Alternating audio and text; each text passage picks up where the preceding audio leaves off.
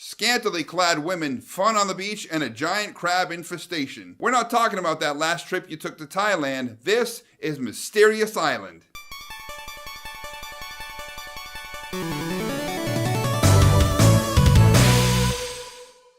So welcome to episode 1 of Retro Goggles. In this series, I'll be talking about movies that I loved as a kid, and when I was a kid, they just blew my mind because they were filled with such amazing effects and stories. They were just jaw-dropping, and they made me want to grow up and be a filmmaker. But obviously, that was when I was a kid, so now I want to go back and watch all of those movies that blew my mind and see if they still hold up. Hence the name Retro Goggles, because as you guys know, when you think about things from your childhood, you tend to put on those rose-tinted glasses and everything seems a lot cooler than it was. I'm sure as I'm saying this, a bunch of movies and shows have popped into your head and have you thinking, was it really that good or not? If that's the case, let me know what they are in the comments section below. Now let's get into it. Mysterious Island is a 1961 sci-fi adventure film. It's based off of Jules Verne's classic story of the same name. So the premise of the film is pretty simple. A bunch of Union soldiers try to escape from a Confederate prison during the Civil War. They escape from the prison by stealing a hot air balloon during a thunderstorm. But the problem is the storm carries them off onto a mysterious island. When it comes to talking about all of these classic films and TV shows that I'll be covering in Retro Goggles, I honestly don't feel right saying what's good and what's bad because they were made back in the day, so a lot of the effects and the production value and all that stuff we've come to expect, it didn't exist. So it's not really fair kind of weighing them up to the modern standards. And I also don't really feel comfortable giving it a score, a numerical value, because these movies are classics for a reason. As the saying goes, one person's trash is another person's treasure. So I'm basically just going to tell you guys to give it a go or leave it in the past. Now I know that's a lot of stuff to say to preface a review, but I wanted to kind of give you a background on what this series of episodes is going to be about. That being said, let's talk about Mysterious Island.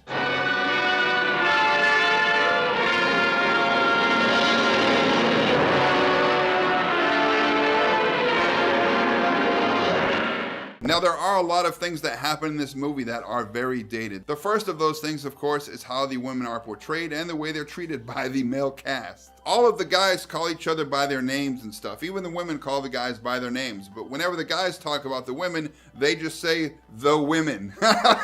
Mary, who is the older woman, becomes the matriarch of the whole crew. She organizes everything, she cooks, she gives the cave, as one of the guys says, a woman's touch. At one point in the movie, Mary does mention how she was like a sharpshooter. She was the best gunslinger in her town. And when she does finally have the chance to save the day with her sharpshooting skills, she fucks it all up. She can't even use the rifle correctly, it jams, and she's not able to save anybody. So that whole line about her being an ace sharpshooter even though she's a woman was just a throwaway line. And I felt like it was just there to give her a little bit more of a modern feel, and it failed completely. Then there is Elena, who is just a piece of hot-ass eye candy. That being said, she was one of the first crushes I ever had as a kid. At the time, I didn't know what thick was, but she was that, and my body knew I liked it. Her boobies, her thighs, her butt made my little pee-pee tingle. And the last thing that I want to talk about isn't really funny. I mean, it kind of is, but it's really not funny. And that is the treatment of the black character, Neb,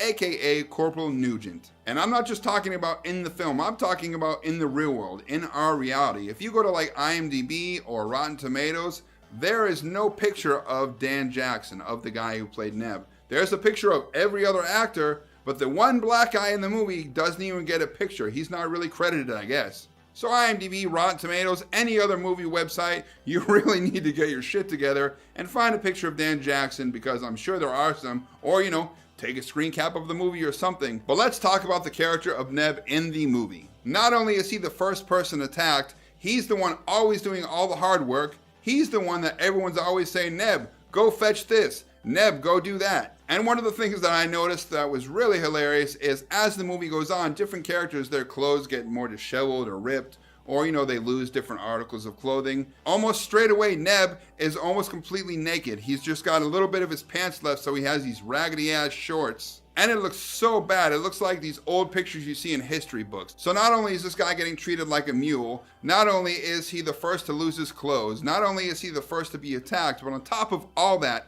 the entire movie, He is always asking, where's the captain? Where'd the captain go? And he's always looking for the captain's approval. He's like, what do you think about that, Captain? How was that, Captain? I mean, it's really bad. If you substitute Massa with Captain, it's basically the same shit. Even for the time, it had to be obvious, but it's super obvious now. I'm sure when they were making this movie, Dan Jackson was probably looking at his lines, looking at his wardrobe, and being like, man, this is some bullshit. But I gotta make that money, so f it. What you think about that, Captain?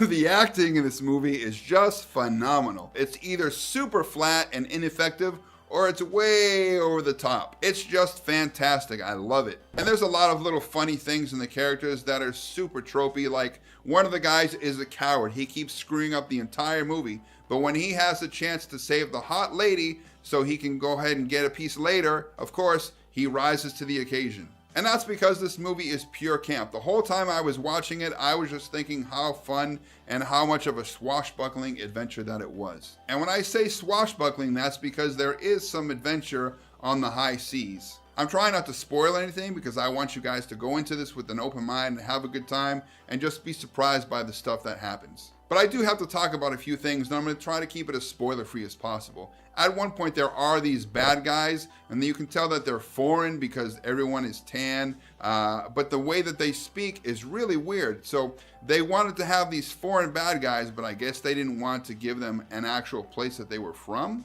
So they have this weird language and accent, and I shit you not, it goes something like this. Yabba abba gabba, duba nuba guba. I'm serious. That is how they talk. It's so bad that it's amazing. And even though they're supposed to be these badass foreign invaders that you're afraid of, they have them tripping on stuff, they have them falling over things, and at one point, some of them are falling from about 5 feet, and they're letting out these blood-curdling screams like they're gonna die. But all that happens is they land in the water. And even though they only fell from about 5 feet into the water, they, for some reason, are never seen again. So you're telling me these badass pirate dudes or whatever they are couldn't swim? I really love the ADR in this movie. It's so spotty, it's so hit or miss. At one point, Mary yells out something and she's saying something for quite a bit of time, but you hear nothing. And at other points, characters' mouths aren't even moving, and yet you hear them say something. For those of you who don't know, ADR is like voiceover, right? So when they go back and look at the footage, they see, oh, the audio right here was messed up. We're gonna have to bring in the actor or actress to come in,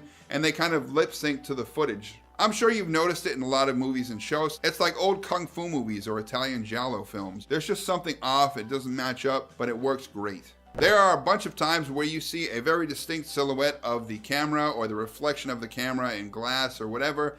I don't understand how they let that slide. I mean, for the shadows, just turn around and film the other way for that scene. And for the reflections in the glass and stuff, all you have to do is turn the camera and punch in a little different way. But for some reason, when they were watching the footage, they said, oh, f it, we'll just leave it in there. And I think that's great. There are a ton of out of focus and soft focus shots in this movie.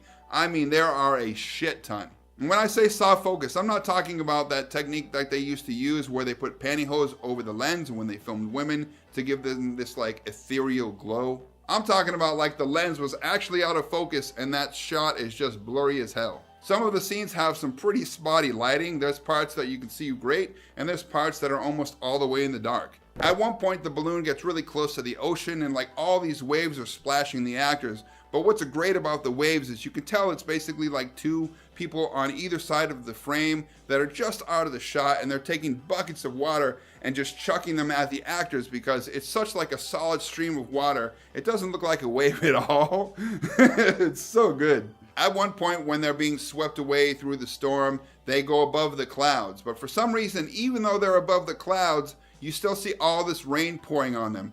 If you're above the clouds, where's the rain coming from?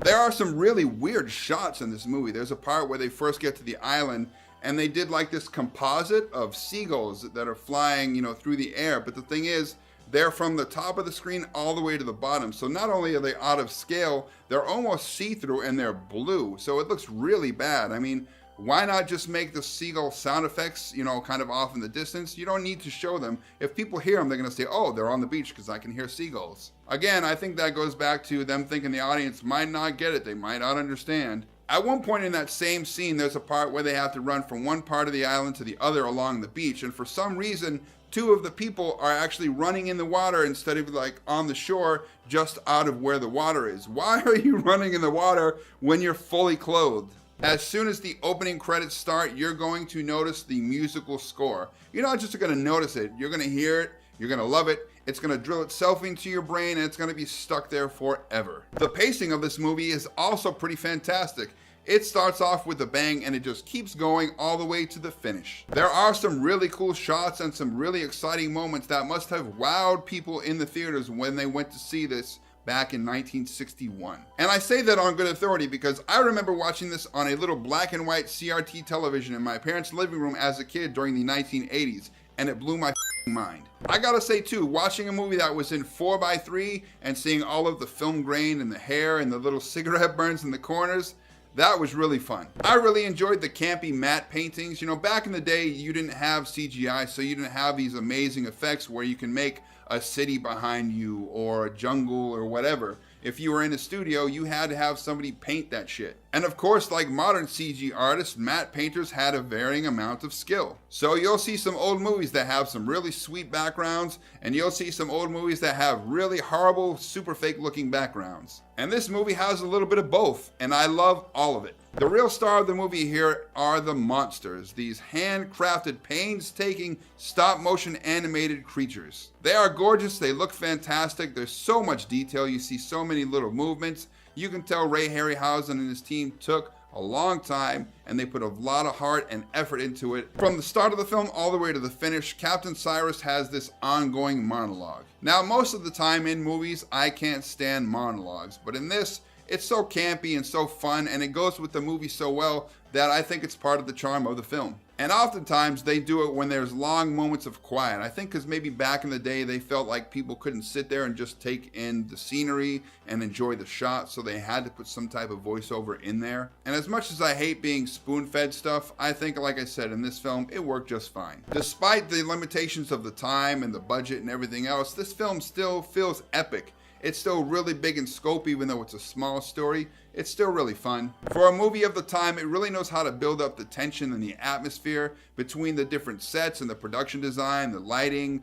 the musical score. There's some pretty long takes in here. And at one point, a very famous character is introduced, and when they reveal him, when they show him for the first time, it's just really great, and it still sticks out in my mind from when I was a kid. It's one of my favorite character reveals ever. But some of the shots in this movie are no joke. There's some really amazing underwater photography done in this film. So you see the characters in these big scuba suits and they're walking underwater. They're looking at like an ancient city. It just looks kick-ass. It's still good. It still holds up. It looks awesome. The build up to the climax, that big ending is really cool, but the end is so abrupt. Something happens, somebody says like a line or two of voiceover, and it says the end, and it fades to black. That's it. It really surprised me because movies don't really do that anymore. They always have the credits at the end, not at the front. And it's not just the fact that there were no end credits, it's because it was such an abrupt ending. It's almost like they weren't sure how to end it, so they said, we'll just slap on some voiceover, and we're good. There is some pretty rough compositing in this movie, but they were using actual film, and they had to layer each piece of film onto the other, so that can be pretty tough. There's almost no ambient audio in this film. There's no like background sounds, there's no animals, birds, monkeys, there's no wind almost. It's really weird, and that's because I think they did most of the audio work in post-production. And instead of adding an ambient audio track to set up that atmosphere, they just said, screw it. People are gonna know they're on an island. They don't need to hear any wildlife or wind or anything really, just have the dialogue and the music, that's it. At one point, one of the characters finds an ancient bottle of booze, and he just starts chugging it, doesn't look at it, doesn't see what it is, doesn't see if there's anything nasty in it, and he's drunk within like 5 minutes, and he's slurring his speech, and he's saying the weirdest stuff. I don't know what was in that booze, but man, it must have been strong. I'm not sure who the script supervisor was on this film, but they did a bang-up job. There are so many scenes where somebody's facing one way, it cuts to a different angle, they're facing the completely opposite direction, and when it goes back, they're facing the other way again. There's a bunch of scenes like that where something's there, then it's not there, or something's bigger and then it's smaller. It's like no one cared and no one paid attention to the continuity at all. All that being said, as old as this movie is, as dated as this movie is, it still holds up in certain ways. If this movie came out today, I'm not sure what the reaction would be. There'd probably be millions of tweets, a bunch of protests. They'd be talking about how misogynistic it is, how it's racist and all that stuff. And I'm not gonna lie, if I was actually thinking about some of that stuff when I was watching this movie, I can't even imagine what a bunch of like SJWs and stuff like that would do. But this movie came out in 1961, so what are you gonna do? Everything that you can want in a movie, whether it be big swashbuckling adventure, whether it be like hot ladies, whether it be giant monsters, just epic scale and an intimate story told in a cool way, this movie has it. So should you give it a go, or should you leave it in the past? Drum roll, please.